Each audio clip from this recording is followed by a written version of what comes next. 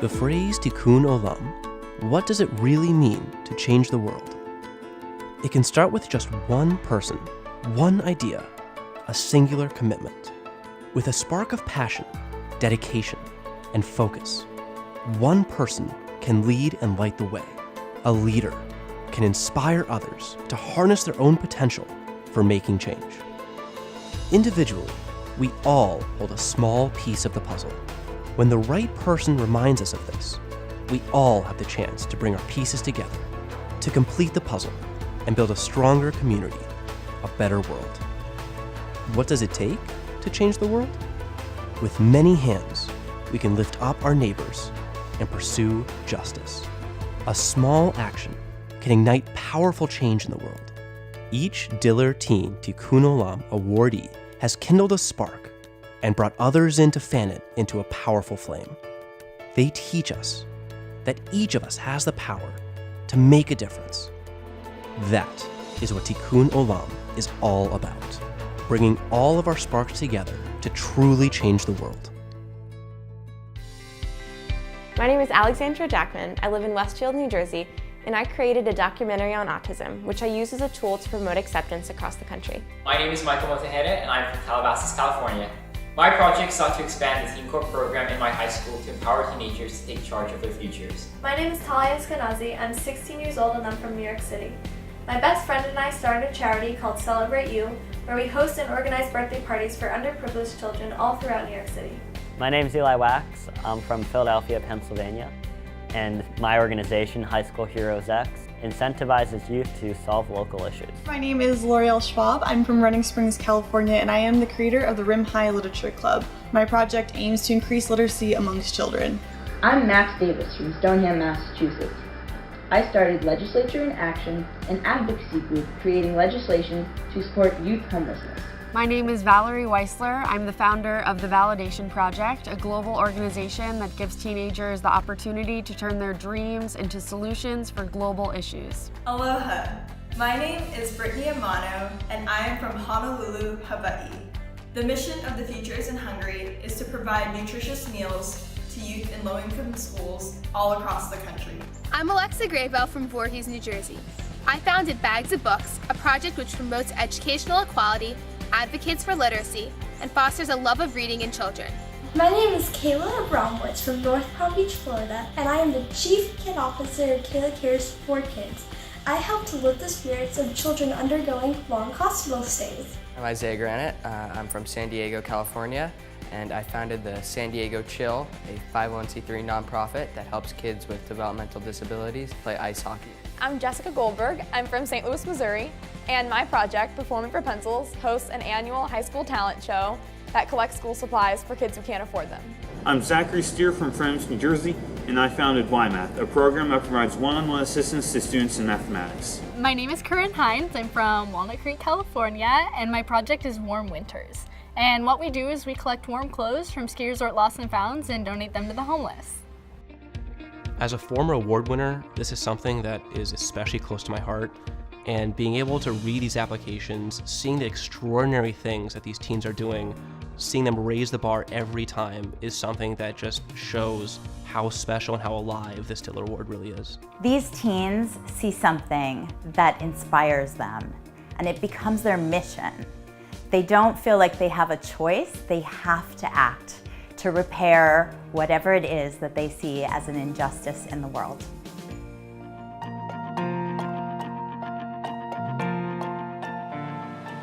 Being a leader is being humble. You have to acknowledge everyone else who's involved. Everyone needs to step up to the plate and see how they can benefit others. By working together, you make a leadership. You're not just a leader. I remember when I went to my first ever Bags of Books distribution. I was a 5th grader walking into a school that had up to 8th graders, and that was a little bit intimidating being 10. And that showed me that it doesn't matter how old you are, you can still make a difference and change the world. Almost all the tutors who have come in have come back for multiple weeks. They get their friends involved, and that has really helped with our growth, and I think I now have a better sense of responsibility for other people. I have been playing ice hockey since I was 3 years old. It is just something that I love and it drives me every day, and a lot of that passion is why I founded The Chill. The main goal of The Chill is to give kids with developmental disabilities the same opportunities. Setting up The Chill, I had to send out a couple of notes cold. Most of them started out with, "Hi, my name's Isaiah and I'm 12 years old," which I think a lot of people stopped reading at that point. But it was all about persistence and writing those emails and writing them to a lot of people, because eventually someone will write back.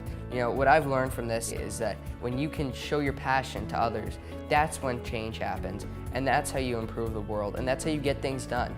One of the most important things about my project was that every player would have a coach with them, so they would be able to have this mentor, and that would really help foster their growth. And there's so many things that these coaches could be doing, these teenagers, but instead they choose to sacrifice their time because they understand the value. My Torah portion was Derek Eretz, which touches on the subject of giving back. I think that really embodies The Chill. I want these kids with developmental disabilities to be able to grow and thrive in an environment that they love coming to. My freshman year of high school was a very hard time for me. I was bullied every single day by a group of girls, and at first I felt really bad for myself and I thought I was the only one. But then I saw another kid getting bullied and it made me realize that this was a problem that someone needed to do something about. So I went home from school and I started a website called The Validation Project. And at first it was only 100 kids in New York, but then it very quickly was 1,000 kids in the USA and then 6,000 kids in 105 countries. Now it isn't just about bullying. It's a kid in Oklahoma who's a part of the foster care system, or a girl in Peru who's fighting for women's rights, or a boy in Uganda who doesn't have an education. Teenagers come to us with their struggles and their skills. We partner them with a mentor and a unique social justice program. It's all about teaching teenagers they have self-worth, and what the Validation Project really preaches, and something that I've learned throughout my 3 years of leading it, is that you don't have to be a certain age or be a certain person to go out and make a difference. You have to take hold of your youth and use that to go out and solve the problems we're facing.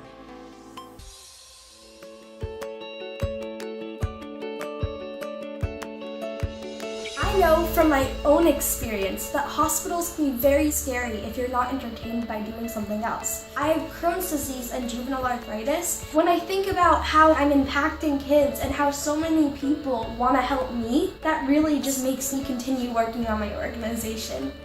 I definitely think that I took for granted birthday parties, and I never realized how much of an impact they made. In those 2 hours, all their friends, all their family, all their community, they're all focusing on the children. And for some of these children, that never happens for them. And just to have those 2 hours makes a huge difference.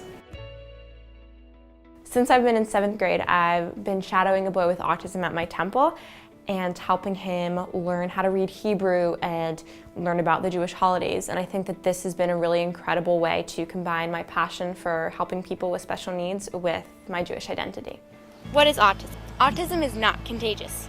It's a developmental disorder that often makes it hard to communicate and relate to others.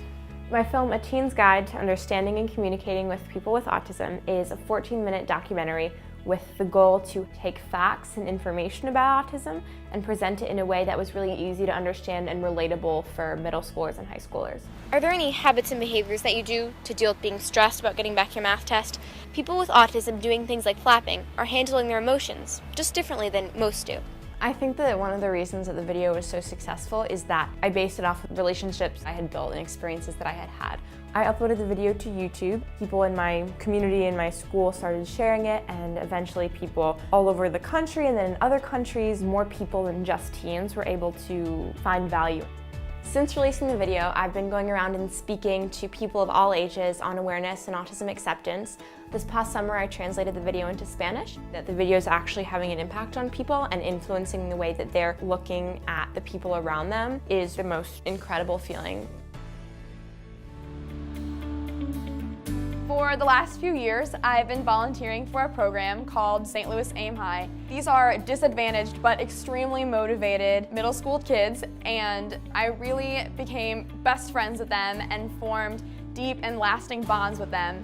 When I saw the kinds of situations they were in and how they really wanted to succeed but didn't have the tools to do so, I had to help, and my co-founder and I, we decided to combine our love of performing and acting with our desire to help others to create Performing for Pencils. We have a diverse array of performers, vocalists, dancers, unicyclists, jugglers, and even a hula hooping contortionist. Performing for Pencils does not have a ticket for admission to the show. Rather, we ask that anyone attending brings an unused school supply. It may not seem like much, but when the entire community comes out to show their support, it can make a huge difference. Over 2 years, Performing for Pencils has raised over $35,000 in school supplies. There's a greater idea for Performing for Pencils. It's also a community building effort to unite our very polarized St. Louis community. We travel to all kinds of community productions, school productions, dance studios, you name it, we're there. We bring together kids from all over St. Louis to support the cause. I still keep in touch with and get to see my Aim High kids throughout the year. It's really great to be able to see them using the supplies and getting to see the direct impact of Performing for Pencils.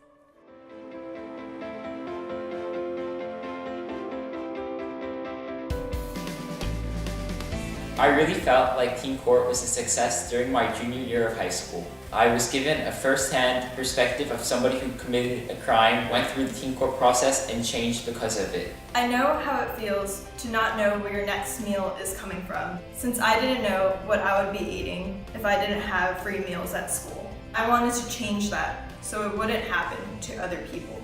No young person should be left cold, alone, scared, or homeless. It's unacceptable. When you think of solving social justice issues, a lot of people say that's the government's role. Youth are a group that has long been neglected in their problem-solving abilities. And I think we do provide a very unique platform and kids can solve those issues that they feel most passionate about. High School Heroes X identifies driven students in an area. We work with them over the course of a year to find a challenge that needs solving in their area. We provide them with an advisory board to assist them. And at the end of the time, they'll submit their work, and the best ideas will be awarded grant money to further scale. Two of the challenges I'm most proud of, our Philadelphia Education Challenge and our Beijing Food Safety Challenge. Our Philadelphia Challenge, in the 1960s, there was systemic racism and redlining houses. A lot of people weren't able to move up, and they stayed in those homes with lead paint, cockroaches, etc. And because of that, our schools are more segregated today than they were when MLK died. And this is creating this growing education gap. So we went in there and we were able to teach skills that they wouldn't have had the resources to learn. I think the mission of the Diller Teen Awards is a lot like that of High School Heroes X. Provide resources to driven youth to be the change that they want to see. When I see this injustice of people that are forced to live on the streets and have no home and no shelter and nothing to keep them warm, I'm heartbroken. I think it's a huge problem that really needs a lot more attention. When we first started out and we started approaching the ski resorts, a lot of people didn't believe us. We would call and say, hey, you know, we have this big idea. We want to take your lost and found and start this huge project. And people were like, how old are you guys? You're 2 11-year-old girls? Are you sure? I'm really proud to say that Warm Winters to date has helped 22,000 people across the country and has donated over 32,000 items of warm clothes. When someone's living on the streets, they lose the sense that people care about them. Our volunteers actually become friends with the homeless community. When I hand someone a coat, the way that their face lights up and their hearts open up is absolutely life-changing, and it's really important to give them the support that they need to get back on their feet. Looking at what these teens have done is simply incredible. They are our next generation of leaders in the Jewish world and in the world as a whole. I'm so honored to be a part of a group that is striving every day to be making the world a better place. Mrs. Diller would be so proud of each and every one of them, each of them carrying on her legacy. Thank you, Mrs. Diller. Thank you. Thank you. Thank you. Thank you. Thank you so much. Thank you so much to the Helen Diller Family Foundation for really believing in me. Thanks, Helen Diller Family Foundation, for helping me make the world a better place. It's never too early, too late, or too often to give back and make the world a better place. Thank you, Helen Diller Family Foundation. From each of this year's recipients, we learn the true meaning of the words Tikkun Olam.